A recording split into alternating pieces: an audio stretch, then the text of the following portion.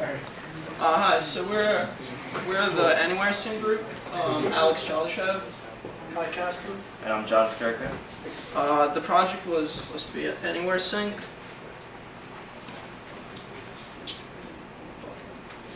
Alright, so the initial idea was to if you have your phone and your computer, it's often difficult to connect. Having to have a USB wire to connect to transfer music and stuff. So initially, why not have a folder that's synced between your computer and your phone? So you would sync your music, and why not then as well sync your contact photos, app data, and whatever else you want, just files in general. So then we decided to expand on this idea. Why limit this to just your phone and your computer? Why not allow other users to pull data from whatever desktop you're using? So why just have one phone? Why not have multiple phones, multiple devices, whatever?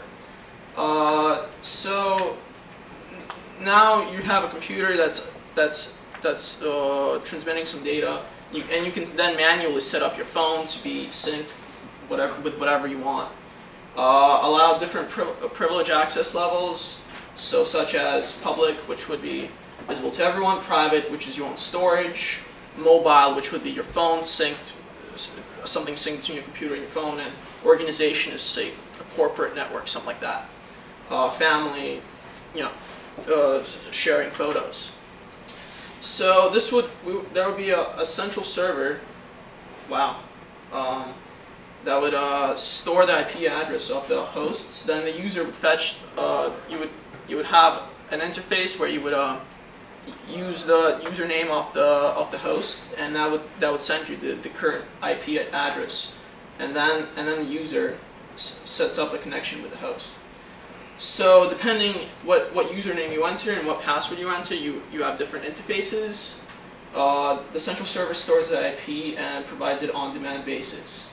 So if you're a user, you don't even have to have a username. You just type in somebody else's username and pull their data. If you have a password for the private storage, then you enter the password and you're in. Right. So this all sounds great until, and this slide doesn't work, even though I've tried to fix it multiple times. For some reason, the text disappears. There's already to set this up, you would use something like an FTP connection and send files around, right? So you basically just rediscovered an FTP client. There's something called FileZilla that has tons of features. It's cross-platform, it's open source, even has syncing, drag and drop, all that stuff. I even have the website open right here. Yeah. So tons of features. There is a. One sec. I'm sorry. I'm sorry. Well, the text disappeared multiple times. I don't know why. There's I entered it. I even deleted the slides and just made a new one. Still disappears. I don't care. Okay, so there's still several advantages of doing what we proposed. It requires very little input from the person pulling the data and the person hosting the server to set this up. Since all you have to do, you don't have to know the IP address, you don't have to know any setup. You would just create a username and you're hosting data. Also, you have a lot more control over what you're hosting. Instead of limiting people what they can see from your computer, you're now specifically enabling by specifying which files are shared, which interface. You're now specifically identifying which files will be shared and going to be visible. So there's several advantages, but overall FileZilla is a very broadly implemented client. So now we have a new idea for a chess mentoring program. So there's a lot of chess UIs that let you play chess against the computer. None of them provide any kind of help or hints. They're mostly just you play and you just specify the difficulty of the computer. There's a couple of proprietary Windows clients that provide tips and analysis of games. I couldn't find so far anything that's open source or anything that's actually really good. The two programs I found for Windows were not that great. So you would sort of have, like, say you have a knight that's about to make a fork, you would kind of nudge the person towards looking for something like that. So you would say, use your knights to make a fork.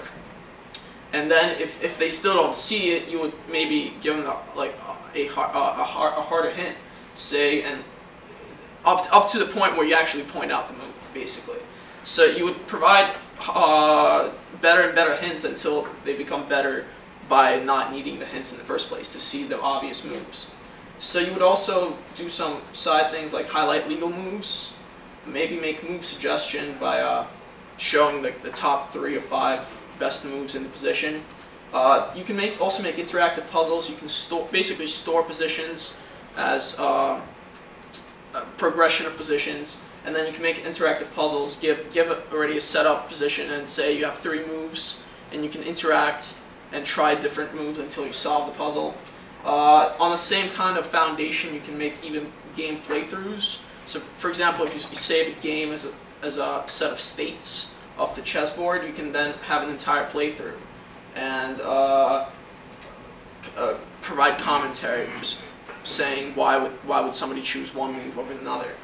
And more crazy ideas such as move analysis, where you would enter, you would play a game through it, and then the analysis of the moves would tell you exactly, maybe not even exactly, but at least around where you made the initial mistake that eventually led to you losing the game or winning the game, exactly where it was the tipping point of the game.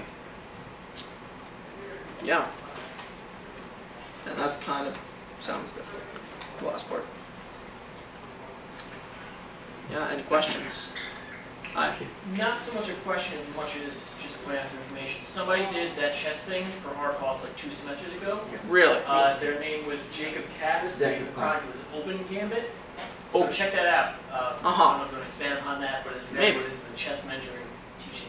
Because I looked on, I found a bunch of chess AIs, never really found anything for chess mentoring specifically. There's a bunch of... That's what this was to teach chess. Okay. Alright, I'll definitely look into that, yeah. So AnywhereSync is dead? Well, I mean, it's not, I see advantages of doing it, but FileZilla provides a very similar kind of features. Yeah, is there any contribution to FileZilla that you can? FileZilla is already an open source program. Is there anything that you can contribute to FileZilla, in which case you are not deviating too far away from your original code, and in which case you are contributing something to the open source?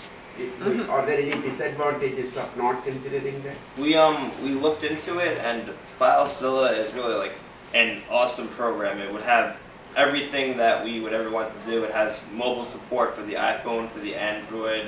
It's good. It has a server version, client version, cross-platform.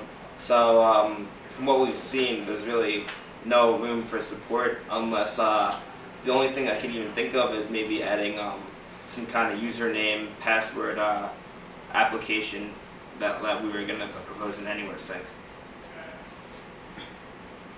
So, I mean, it's a big project that's got a lot of features, but it's got to have one tracker that's like full of bugs that you can help them fix. So, even if it has all the features you guys ever imagined, you can still contribute to a project that does something similar. And if you were going down the chess route, had you guys considered, were you guys considering like trying to start new, or? Well, I'm still looking for an AI which would have like an API which you could throw like positions in and ask it to kind of come up with suggested moves, and then trying to kind of deviate like how a game would go and try to suggest moves based on that. I'm still looking for some sort of AI to build this on. I know the other guys spent literally all the time trying to get the algorithms and get it to go fast enough. So if you're going to make it feasible, you probably want to build on someone else having already done that. Right. Yeah, well, we weren't going to build the whole AI from the ground up. because chess AI is, it's a whole different subject of its own, but it would be something built around one. Yeah. So two things. One is just looking at sort of GitHub search. There seem to be good chess AIs based on search and other algorithms that people developed. I don't know that much about playing chess. I mean, I know how to play, but things like C++, Java, C, Python, Perl, anything you wanted to write it in. And I think that a tutor would actually be really good, especially for teaching kids like how to play chess. It would be very novice program. That was the main idea of our program would be to Yeah. teach someone basically who has never played the game before. We would put tutorials in like this is how each of the pieces move. Have like a GUI of like so they could actually move the piece. We'll have like move highlighting, so if they click on a piece, it'll show them all the possible moves, things like that. Right, and it should it'd be cool if it showed you like various like opens and strategies like Right. that. Well, that's a whole puzzle thing. You can set up like common kind of play scenarios, and then you let the player play them out. Probably you should come to Sunday at 2 o'clock. If you're free Sunday at 2 o'clock to Lally 102, we can. I'm actually going home this Sunday. You guys are around. Sunday 2 at Lally 102. You guys should call it a shallow maroon instead of like deep blue. Get it? Deep Blue beat Kasparov in like 1997. Yeah. One thing I was going to say is, I don't know if there's a good like chess game for like Linux. I mean, I had more, and I kind of there's a bunch of them on in the repositories. There's a bunch of there's at least 20 different open source chess programs. Well, yeah, I know there's lots of them. But There's a bunch of open source engines. I'm sure that their AI is good, but like. Yeah, none of them have a good interface. I know you're using this terrible program right now, but if you're into some of the things that does. What, eat this? Yeah. But if you're into like some of the. It still clicks like about 1/8 of an inch below where it should. Yeah, I know. That's easy, is it? Yeah, Yeah. okay. I thought that now. If only it was written in a nice dynamic programming language. Okay, thanks guys. I expect you to come just to be so that we can discuss something. We can bounce some ideas and so on. So come at 2 o'clock for Sunday at Lally 102. You know where it is, right? Yeah. The last talk is by Jerry Schneider.